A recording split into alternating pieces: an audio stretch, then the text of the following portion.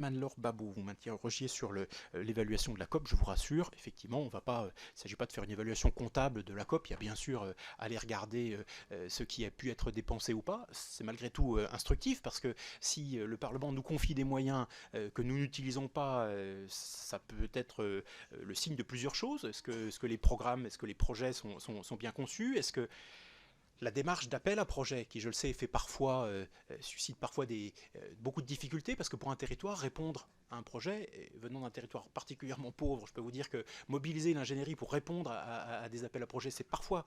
très très très compliqué. Et donc je pense qu'il y a des leçons à tirer de l'analyse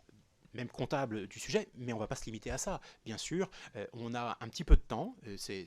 appréciable, de pouvoir disposer d'une année pour à la fois faire le bilan et dégager les orientations nouvelles. Et j'en profite pour dire, je le disais tout à l'heure au président de la commission, que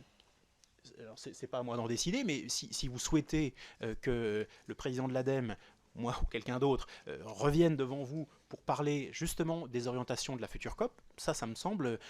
non seulement normal, mais même ça me paraîtrait vraiment utile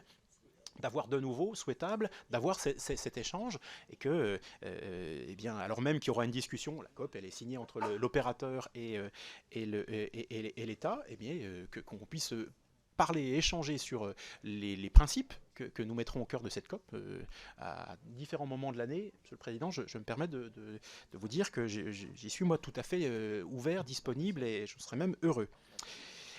Sur la question de Planet Score, alors là, je vais confesser mon ignorance sur le sujet. Je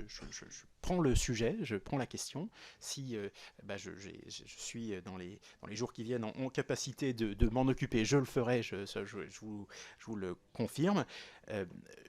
Simplement pour dire que je crois que la démarche intellectuelle de l'ADEME, c'est toujours d'imaginer de remettre l'ouvrage sur le métier et de chercher toujours à affiner les choses et ses analyses. Et donc, si sur nos analyses en cycle de vie, qui font quand même vraiment autorité, qui sont des actes importants de l'ADEME, justement pour éclairer les choix, hein, eh bien, on a des aspects qui sur le plan scientifique paraissent insuffisants, on aura à cœur, je n'en doute absolument pas, de les corriger, réglementation européenne ou pas.